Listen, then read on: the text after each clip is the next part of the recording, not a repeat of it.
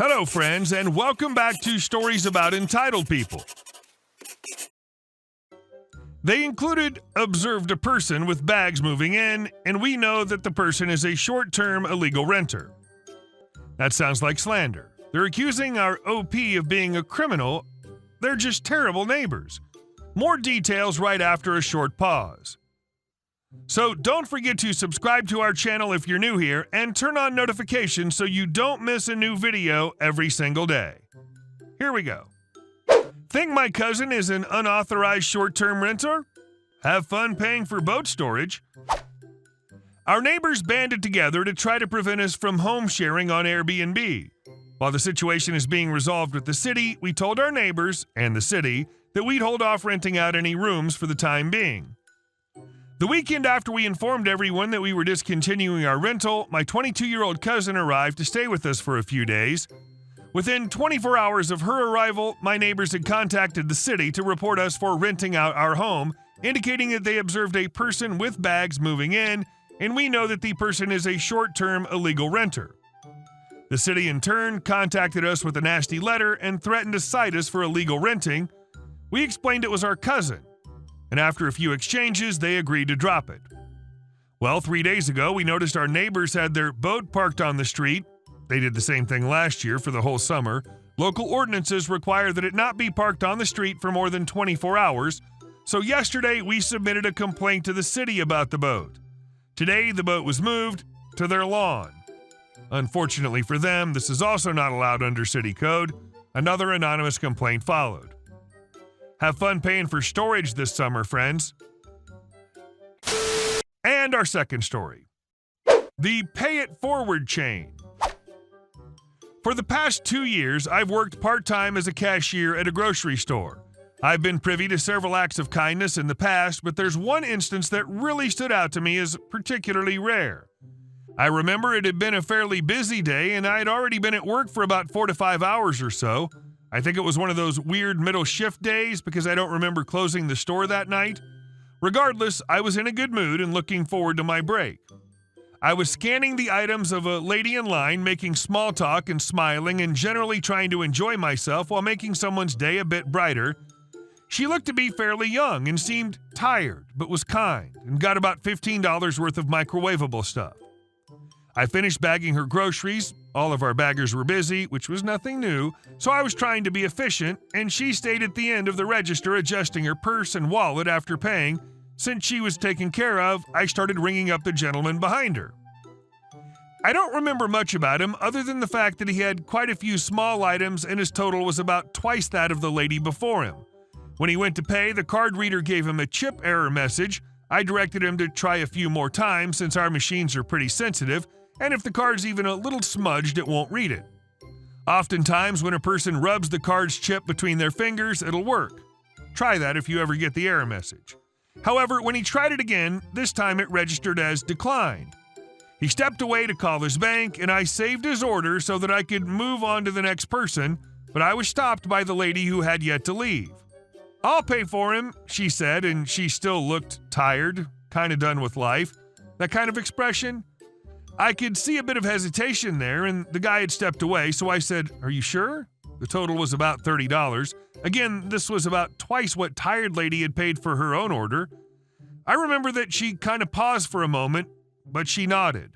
So I recalled the saved order and she paid for his items. I bagged them up, stuck the receipt inside one of the bags, and moved on to the next person in line. Tired lady had just left the register when the guy came back with his card, and I got to tell him, "Your groceries are already paid for. The woman in front of you took care of it." I got a really weird look from the guy, like he looked like I told him I was keeping a tiny man in the register to organize the change or something equally ridiculous. He looked confused. "She did?" I nodded. Confused guy turned and looked at the guy behind him, then back at me. "Well, I guess I'll pay for him then." The dude behind him was not paying attention and had only gotten a few items, so I just sort of blinked at confused guy and was like, "All right then." I finished scanning the items and confused guy stuck in his card, which was approved. Guess he got his bank stuff worked out. About this time, distracted guy realizes that I just handed him a receipt and is about to become confused guy number 2. Before he can say anything, he's told, "The lady ahead of me paid for mine, so I'm just passing it on. Have a nice day." I'm just sort of standing there at this point, waiting to see what would happen next. Distracted guy thanked confused guy and looked me dead in the eye and stated, "Well, I'm paying for hers then." This literally repeated 3 times down the line and only stopped because no one else entered the queue. The last woman who had her groceries paid for by the person in front of her was a mom of 2 kids, and she was floored when the guy paid her $60 bill.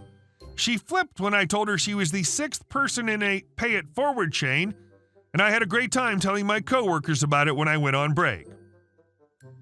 I feel like there's a lot of perceived peer pressure that's the incentive to be kind, and for a few of them, I certainly felt that vibe. But overall, it was just people paying it forward, and it was pretty cool. So thanks, tired lady. I hope you had a nice day after that, because you made a bigger impact than you realized. And our next story. If you cross the state line, the car devalues. This happened some years ago, so if I leave out some details, it's literally because I can't remember all of them. I was 20 years old and I was going to be moving overseas to start my life as a young adult. I needed to sell my car, which I had babied and dearly loved since I'd bought it at 16. It was a 2000 Oldsmobile Alero V6. It was great, and it'd seen me through some tough times. There was a girl that was a friend that said she wanted to buy the car. For clarity's sake, I was asking $2,000. She'd agreed to the price, and we agreed on a date for her to pay and take possession of it.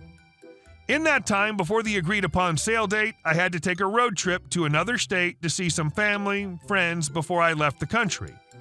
She was okay with the road trip, and the price reflected the miles it would add. After the road trip was over, she contacted me and said she had a concern. For the conversation, I'll be M, and she is Sarah. Sarah: "So we need to talk about the price of the car." Me: "Okay, what's up?" Sarah: "Well, I found a rule that says if you drive a car over the state line and drive it back, then it devalues it." M: "What? That's weird. Where'd you read that?" Sarah: "It's on Kelley Blue Book." We were having the conversation via Skype, so instead of taking her at her word, I was bewildered enough that I looked up the site while we kept talking. Of course, there was nothing anywhere about this rule. M: "I don't see it anywhere. Can you send me a link?" Sarah: "It's just on the main page." At this point, I catch on to what she's doing, but she had agreed to pay for the car, and I didn't want to hunt around for another buyer. Sarah: "I know we agreed to $2,000 for it, but do you think you could lower the price? You definitely drove to another state line since you had to drive all the way back, too." Driving the car into another state devalues the car. That's how it works. M: "I really can't lower the price because we already agreed to that price, and I have a bill of sale that's already notarized for you with the price of $2,000 on it."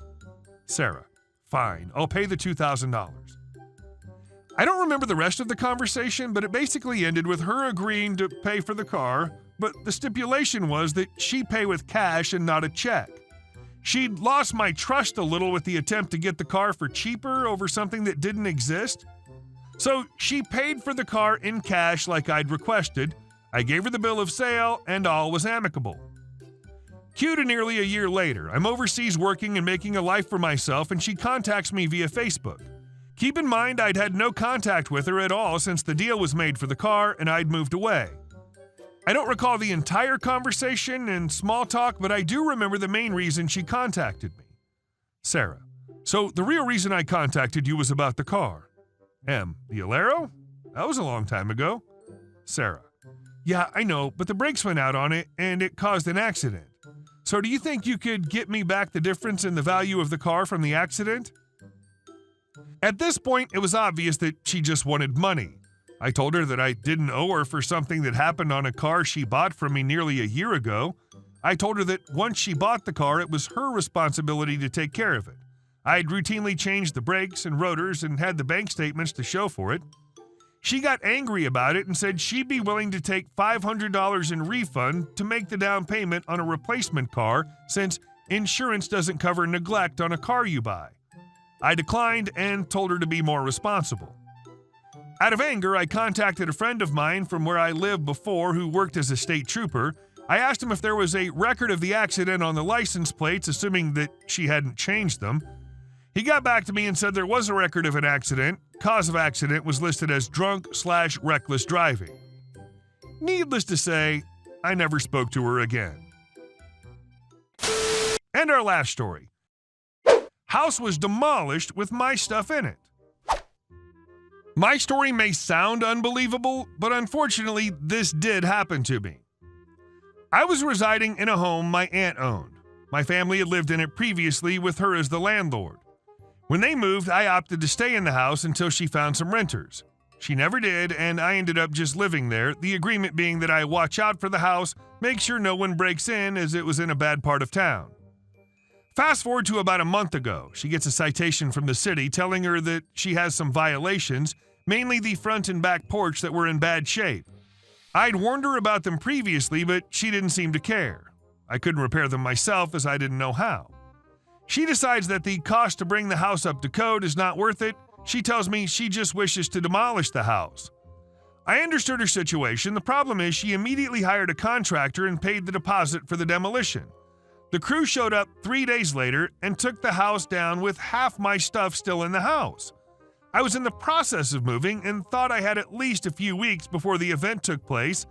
I decided to spend the night at my parents' home. I returned the next afternoon to a house that had been reduced to rubble. My aunt is old and uncaring. She's indifferent to my situation. The contractor's a very unprofessional guy. His crew never cut off the utilities properly. They even failed to do a safety check to make sure no one was inside. If they had, they would have seen my boxes and possessions. I live in Ohio and am completely lost on what to do. This happened 2 weeks ago and the shock is just wearing off now. When the crew was cleaning up the rubble, you could clearly see all my smashed possessions, including my fridge, stove, microwaves, everything. They took all of it for scrap. There has to be something I can do. Thanks for any help. It'd be much appreciated. Hey guys, thank you all for watching the video. I'll see you in the next one.